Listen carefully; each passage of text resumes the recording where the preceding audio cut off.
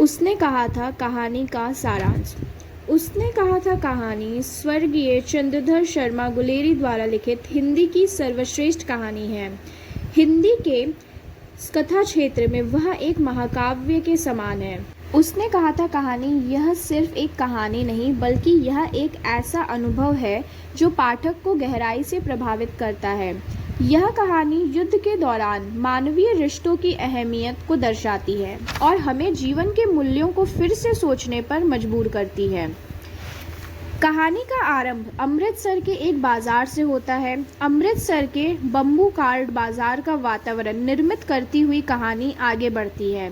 ऐसे bamboo card की भीड़ भाड़ से होकर एक 12 लड़का और 8 वर्षीय लड़की चौक की दुकान पर आ मिलते हैं। दोनों सिख हैं। लड़का अपने पर आ मिलते हैं। दोनों मामा के केश धोने के लिए दही और लड़की रसोई के लिए बढ़िया लेने आई थी। दोनों की बातचीत परिचय से आगे बढ़ती है तो ज्ञात होता है कि दोनों अपने मामा के यहाँ रहते हैं। लड़का लड़की से पूछता है, तेरी कुड़माई हो गई? यहाँ कुड़माई का मतलब है शादी।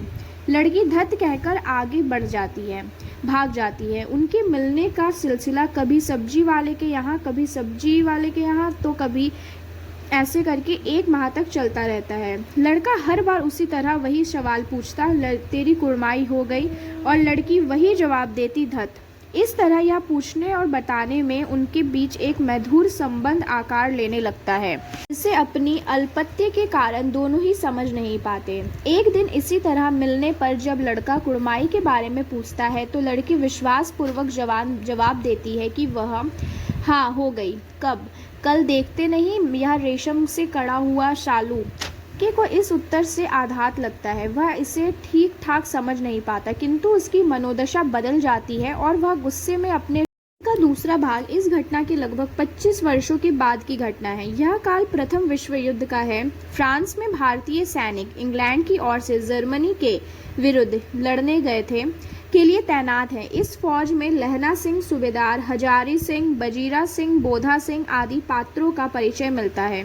आगे की घटनाओं से मालूम पड़ता है कि लहना सिंह वही है जो पहले भाग में बालक के रूप में मौजूद था, किंतु कहानीकार इस बात का खुलासा यहाँ नहीं करता, वरना दूसरे भाग से कहानी बिल्कुल नए धरातल पर आगे बढ़ती है। यहाँ युद्ध के मैदान की स्थिति का चित्रण किया गया है। कहानी का यह काल प्रथम विश्व युद्ध का है। कहानी के पात्रों के लिए तो यह एक तरह को तो विश्व युद्ध है जिसमें सूबेदारनी का बेटा पति तथा लहना सिंह युद्ध के मोर्चे पर तैनात है। दूसरी तरफ उनकी भावनाओं का आपसी विश्वास की परीक्षा का भी युद्ध है। कहना मुश्किल है कि लहना सिंह प्रथम विश्व युद्ध में अंग्रेजों की तरफ से लड़ रहा है। यह सूबेदारनी के पति और पुत्र की रक्षा का युद्ध लड़ रहा है। कहानी की इस खूबसूरती यह है कि यह दूसरा भाग युद्ध ज्यादा मर्मांतक है। लहना सिंह की मृत्यु दूसरे विश्व युद्ध में होती है, रिश्तों के विश्वास को बचाने के लिए होती है। तीसरा भाग या चौथे भाग में कहानी फिर एक नया मोड़ लेती है। पहले 2 भाग केवल कहानी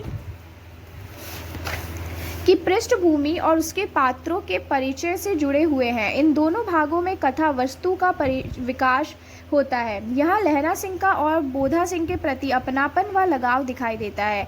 इस लगाव और दुलार की सीमा इतनी है कि लहना सिंह न केवल बोधा सिंह का देखभाल करता है बल्कि उसकी पहरा देने की ड्यूटी भी खुद ही करता है। कहानी में एक नए पात्र का प्रवेश होता है जो स्वयं को लपटन साहब बताता है। वह हजारी सिंह को आदेश देता है कि वह 1 मील आगे 50 जर्मन सैनिकों को छोड़कर शेष सभी को अपने साथ ले जाए। बोधा सिंह की बीमारी के कारण सूबेदार की इच्छा समझकर लहना सिंह वही खंदक में रुक जाता है। इसके दौरान लपटन साहब से बातचीत के दौरान लहना सिंह समझ जाता है कि यह अंग्रेज अफसर नहीं वरन कोई जर्मन जासूस है। लहना सिंह समझदारी से काम लेता है और उस बहरूपिये पर हमला करे उसे बेहोश कर देता है। इसी समय 70 जर्मन इस खाई पर हमला बोल देते हैं। लहना सिंह वीरतापूर्वक सबका सामना करता है और वजीरा सिंह को पीछे की ओर से भगाकर सूबेदार को सूचित करने के लिए भेज देता है। दूसरी ओर हजारी सिंह की टुकड़ी भी पहुंच जाती है और इस तरह दोनों ओर से घिर जाने के कारण जर्मन सैनिकों का सफाया हो जाता है। इस लड़ाई में लहना सिंह को एक गोली पसली में लगती है। अपना घाव हजारी सिंह और बोधा सिंह से छिपाता हुआ वह लड़ता रहता है। जब